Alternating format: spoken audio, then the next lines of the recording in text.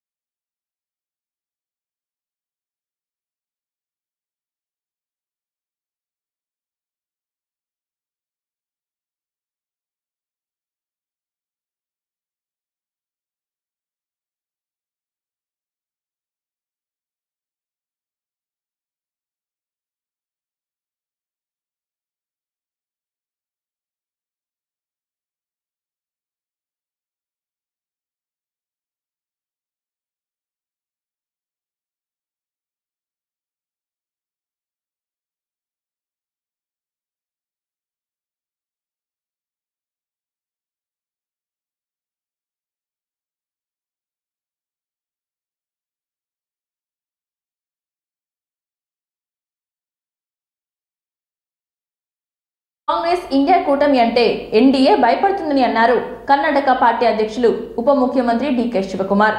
కాంగ్రెస్ కు ఆదాయ పన్ను శాఖ ఇచ్చిన నోటీసులపై ఆయన మీడియాతో మాట్లాడారు. కేంద్రంపై మండిపడ్డారు. ఈ దేశంలో ప్రజాస్వామ్యం చట్టం ఉందని అన్నారు. బీజేపీ ప్రభుత్వం అధికారులను ఆదేశించి ఈ విధమైన చర్యలకు పాల్పడుతుందని విమర్శించారు.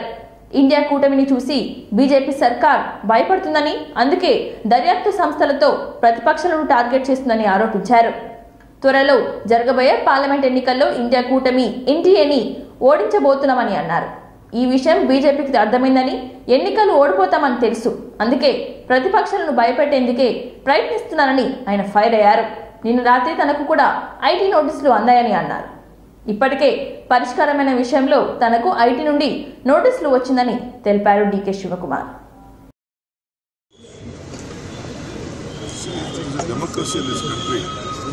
There is law. This type of harassment, what the government is directing the officials. See, sun will set and sun will rise. Nothing is permanent. But where can a political party, including the communists, why they are targeting the opposition? That means it shows that they are afraid of the Congress party. They are afraid of India alliance, and India alliance is going to defeat the NDA. This is the weakness what the BJP has understood, that they will lose the election. So they are trying to create all type of fear, including me also. Yesterday night I got a notice from the income tax, which has already been the settled matter. Even you got a notice? Yes, including also myself. I was shocked of my personal assets and all. They are creating a lot of this one. CBI officers are going to all the places. Even when there is a matter is in the court also, they are going. And there are so many cases. I don't want to mention of the sitting union ministers, even from Karnataka. But last 4 years, 5 years, no action has been taken. Nothing has been there. No witness has been called. No charge sheets have been filed. Only for Congress people, they are just trying to do. And B reports have been given by CBI and various other agencies who all joined to the BJP and their political parties. This is what is there. MLA Maheshwar రెడ్డికి మంత్రి Ponnam Prabhakar counter ఇచ్చారు. 6 మంత్రులు బీజేపీతో touch లో ఉన్నారని, మేము గేట్లెత్తితే కాంగ్రెస్ ప్రభుత్వం కూలిపోతుందన్న సంచలన వ్యాఖ్యలు చేశారు. ఈ వ్యాఖ్యలపై స్పందించిన మంత్రి పొన్నం ప్రభాకర్ దమ్ముంటే మా ప్రభుత్వాన్ని టచ్ చేసి చూడాలంటూ వార్నింగ్ ఇచ్చారు. ఈ మేరకు ఆయన మీడియాతో మాట్లాడుతూ దేన్నైనా ఎదుర్కొనే శక్తి మా ప్రభుత్వానికి ఉందని అన్నారు. కొంతమంది మూర్ఖులు ఒళ్ళు దగ్గర పెట్టుకొని మాట్లాడాలని అన్నారు. బలహీన వర్గాలకు చెందిన బండి సంజయ్ని అధ్యక్ష పదవి నుంచి తొలగించారని మంత్రి విమర్శించారు.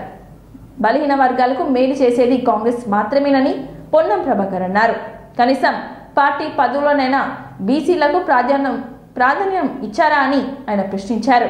బీసీ యువతకు ఉచిత శిక్షణను ఇచ్చిన ఉపాధి కల్పిస్తామని చెప్పారు. 4 నెలల్లోనే అనేక పథకాలను తీసుకొచ్చామని, కాంగ్రెస్ పాలనపై ప్రజలు సానుకూలంగా ఉన్నారని ఆయన చెప్పారు. లోక్సభ ఎన్నికల్లో బీజేపీని చిత్తుగా ఓడిస్తామని, రాష్ట్రంలో 14కు పైగా ఎంపీ స్థానాలను గెలుస్తామని మంత్రి ధీమా వ్యక్తం చేశారు. ప్రాతినిధ్యం సంబంధించిన అంశం మాట్లాడుతూ ఉన్నాడు. మేము 6 సీట్లు ఇచ్చినాం అట్లా ఇట్లా అని. నేను సూటిగా ఒక ప్రశ్న అడుగుతా ఉన్నా. తెలంగాణ కాంగ్రెస్ పార్టీ ఒక బలహీన వర్గాల శాఖ మంత్రిగా, బలహీన వర్గాల నాయకుడిగా ఒక సూటి ప్రశ్న. కేటీఆర్ గారు 23 ఏళ్ల కింద మీ పార్టీ పెట్టినప్పటి నుంచి ఇయ్యాటి వరకు మీ పార్టీ అధ్యక్షునిగా ఒక బలహీన వర్గాల వ్యక్తి దొరకలేదా అని అడుగుతా ఉన్నాం. రైట్, ప్రాంతీయ పార్టీ మీరే యజమాని, మీరే అధ్యక్షులు, మాకే ఇబ్బంది లేదు. గత 10 సంవత్సరాలుగా ముఖ్యమంత్రిగా అయిన తర్వాతనే పార్టీ అధ్యక్ష పదవి వేరే వాళ్ళకి ఇవ్వచ్చు కదా బలహీన వర్గాలకు సంబంధించి. లేదా ఈరోజు కూడా అధ్యక్ష పదవి, ప్రతిపక్ష పదవి, కార్యనిర్వాహక పదవి, శాసన మండలి అధ్యక్ష పదవి, శాసన మండలి ప్రతిపక్ష పదవి, ఇట్లా ప్రతి పదవి ఆఖరికి కార్యనిర్వాహక అధ్యక్షుడిగా మీరు ముఖ్యమైన పదవులన్నింటిలో మీరే ఉండి మీరు మాట్లాడితే దయాలు వేదాలు వాళ్ళు ఇచ్చినట్టు కాకపోతే ఇంకేమైనా ఉందా అని అడుగుతాను. ఇలా నిజంగా మీరు బలహీన వర్గాలకు న్యాయం చేయదలుచుకుంటే, నిజంగా మీరు బలహీన వర్గాల మీద ప్రేమ చూపెట్టదలుచుకుంటే మీ పదవులలో ముందు ఏదైనా ఎన్నికల ముందు వరకు ఇవ్వండి బీసీలకు. అది ఇవ్వకుండా మీరు ఏది పడితే అది మాట్లాడితే నడవదు. అంతేకాదు, నేను ఈరోజు తెలంగాణ రాష్ట్ర ప్రభుత్వ బలహీన వర్గాల శాఖ మంత్రిగా సవాల్ చేస్తా ఉన్నా. గత 10 సంవత్సరాలుగా మీరు బలహీన వర్గాల పేరు మీద ఇచ్చిన నిధులు, ఖర్చు చేసిన నిధులు, బలహీన వర్గాల సంక్షేమంగా మీరు ఏం చేసిరో బహిరంగ చర్చకు సిద్ధమా అని అడుగుతా ఉన్నా. ఈరోజు మేము అధికారంలోకి రాగానే మా నాయకుడు రాహుల్ గాంధీ గారు చెప్పినట్టుగా మేమెంతో మాకెంత అన్నట్టుగా శాసనసభ వేదికగా కుల గణన సర్వేకు తీర్మానం చేసినాం, జీవో ఇచ్చినాం, 150 కోట్ల విడుదల చేసినాం. ప్రక్రియ నడుస్తూ ఉంది. దాంతో పాటుగా 17 కులాలకు సంబంధించినటువంటి కార్పొరేషన్లు ఏర్పాటు చేసి రాబోయే కాలంలో ఆయా కులాలకు సంబంధించి ఆర్థికంగా ఉపాధి అవకాశాలు కావచ్చు, విద్య, ఇతరత్ర అంశాల పట్ల వాళ్ళకు స్కిల్ డెవలప్మెంట్తో సహా అనేక కార్యక్రమాలు తీసుకునే విధంగా మా కార్యాచరణ తీసుకొని పోతా ఉన్నాం. ఇలా బలహీన వర్గాలకు సంబంధించి ఏదైనా కాంగ్రెస్ పార్టీలో ఇబ్బంది అడిగితే మేము అడుగుతాం. కాంగ్రెస్ బిడ్డలం. కాంగ్రెస్ పార్టీలో అడిగే బలహీన వర్గాలకు ఏమైనా ఇబ్బంది కలిగితే అడిగే ధైర్యము, హక్కు మాకుంది. కాంగ్రెస్ పార్టీ తప్ప ఇంకొక పార్టీ న్యాయం చేయదు బలహీన వర్గాలకనే మాట కూడా ఈ సందర్భంగా చెప్తా ఉన్నా. మీ పార్టీలో బలహీన వర్గాలకు సంబంధించి స్థానిక సంస్థలు రిజర్వేషన్లు తక్కువైనప్పుడు కూడా ఎవరైనా అడిగే పరిస్థితి అయినా ఉందా? లేదా ఇతరత్ర బలహీన వర్గాలకు సంబంధించి బీసీ బంధు పేరు మీద వేల లక్షల అప్లికేషన్ తీసుకొని ఏదో ఉడతామో ఇట్లా మామూలుగా కొండను నవ్వి ఎలకడ పట్టినట్టు ఒక ఇంతమందికి ఇచ్చి మేము బాగా చేసామని చెప్పు. ఇలా గొర్రెలు అన్నారు, ఇంకోటి అన్నారు. వాటన్నిటికి సంబంధించి ఒక్కొక్క లెక్క చూస్తా ఉంటే వ్యవహారంపై కేటీఆర్ అచ్చోసిన ఆంబూతుల బరి తెగించి మాట్లాడుతున్నారని సీఎం రేవంత్ రెడ్డి ఫైర్ అయ్యారు. కొంతమంది ఫోన్లు విని ఉండవచ్చని అన్నారు. వింటే ఏమవుతుందన్నట్లుగా మాట్లాడుతున్నారని అన్నారు. దొంగచాటుగా ఫోన్లు విన్నోళ్లు చెర్లపల్లి జైల్లో చిప్పకూడు తినక తప్పదని హెచ్చరించారు. భార్యాభర్తలు మాట్లాడుకున్న వినాలన్న దుర్మార్గపు ఆలోచన వారిది.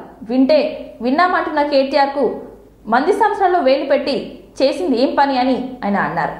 సిగ్గున్నోడు ఎవడైనా బరి తెగించి ఇట్లా మాట్లాడతారా అని ఆయన ప్రశ్నించారు. శుక్రవారం గాంధీ భవన్లో వాల్మీకి బోయలతో సమావేశమైన రేవంత్ రెడ్డి మాట్లాడారు. కేటీఆర్ చెప్పినట్లు తప్పుడు పనులు చేసిన అధికారులు ఇప్పుడు జైల్లో ఊచలు లెక్క పెడుతున్నారని రేవంత్ రెడ్డి అన్నారు. మీడియా మిత్రులకు, మంత్రివర్యులు జూపల్లి కృష్ణారావు గారికి, డాక్టర్ మల్లు రవి నాగర్ కర్నూలు పార్లమెంట్ అభ్యర్థి,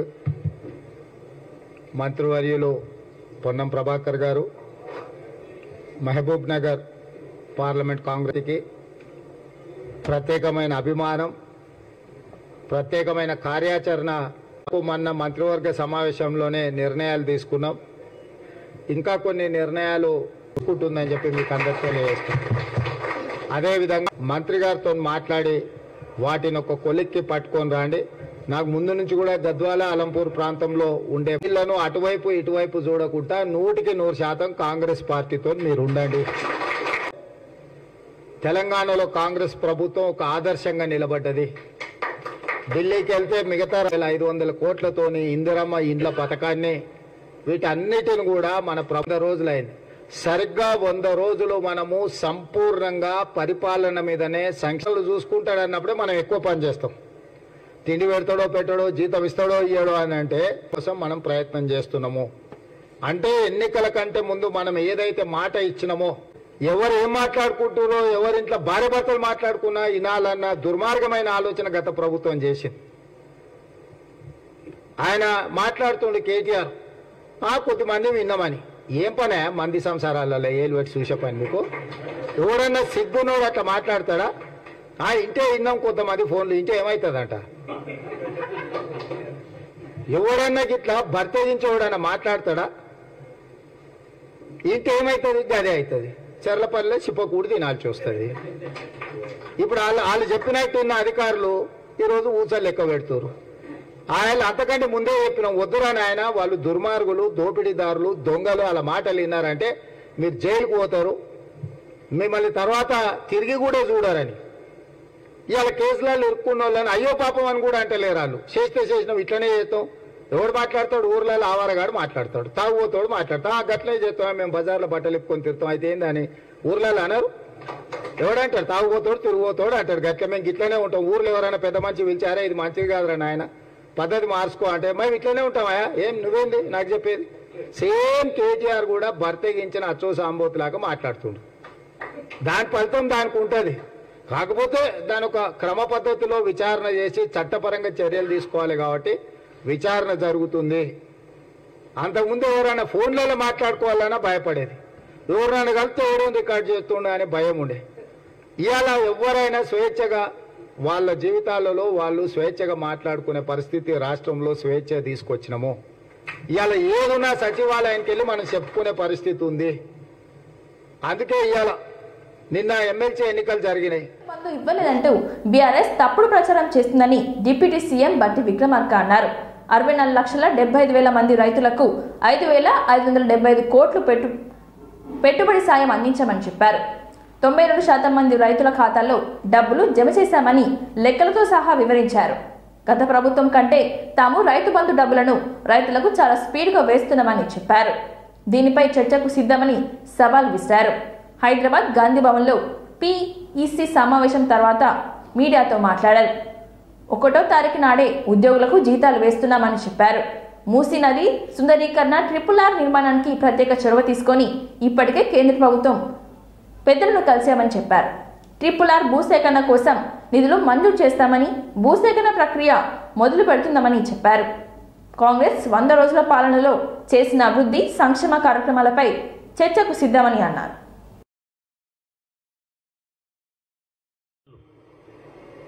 స్కీమ్ని స్టార్ట్ చేసిన దానిపైన కానీ, అలాగే 500 రూపాయలకే కేవలం గ్యాస్ సిలిండర్ ఇచ్చే విధానం పైన కానీ, 200 యూనిట్ల వరకు ఉచితంగా జీరో బిల్ ఇచ్చినటువంటి అంశాలపైన కానీ, మరీ ముఖ్యంగా గత ప్రభుత్వం పూర్తిగా వదిలేసినటువంటి మహిళా సంఘాలకు సంబంధించి, డ్వాక్రా సంఘాలకు సంబంధించి ఇందిరమ్మ రాజ్యం ప్రత్యేకంగా దృష్టి సారించి రాబోయే 5 సంవత్సరాల్లో 1,00,000 కోట్ల రూపాయలు వాళ్ళకి రుణాలు ఇప్పించేటటువంటి, వడ్డీ లేని రుణాలు ఇప్పించేటువంటి కార్యక్రమానికి సంబంధించి, అట్లాగే రాష్ట్ర ముఖ్యమంత్రి వర్యులు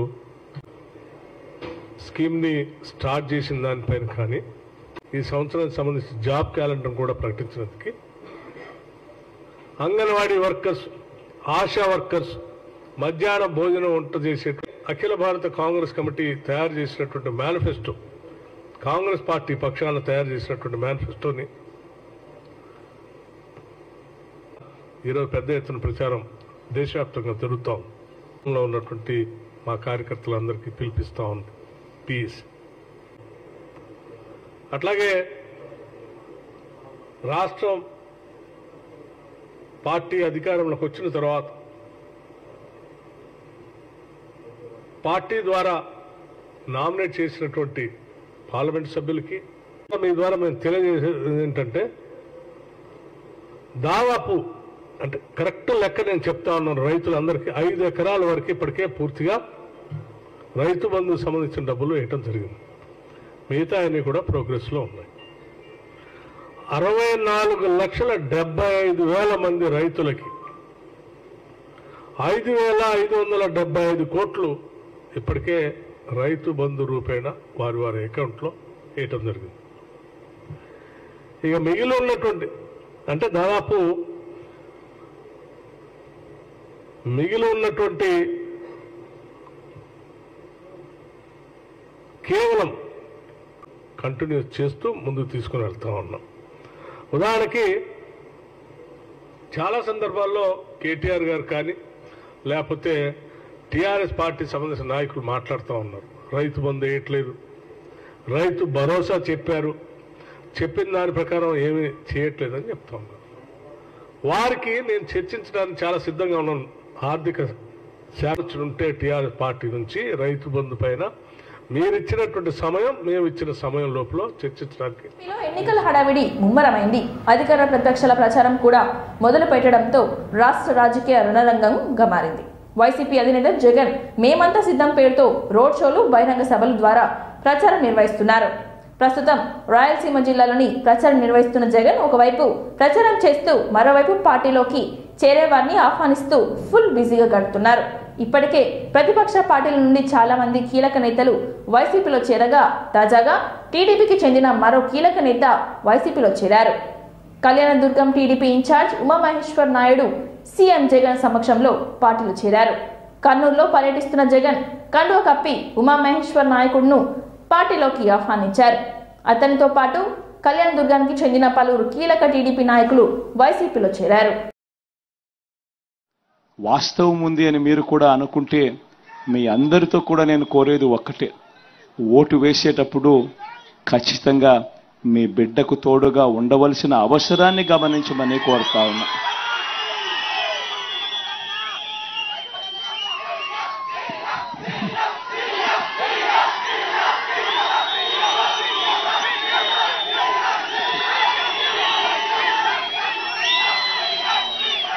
ఇక జరుగుతూ ఉన్నాయి ఈ కార్యక్రమంలో ఎవరైనా మాట్లాడాలనుకునే వాళ్ళకు మైకు మీ దాకా మీకే ఇస్తే ఎంత అవసరమో కూడా ఆలోచన చేయమని అడుగుతా ఉన్నాం.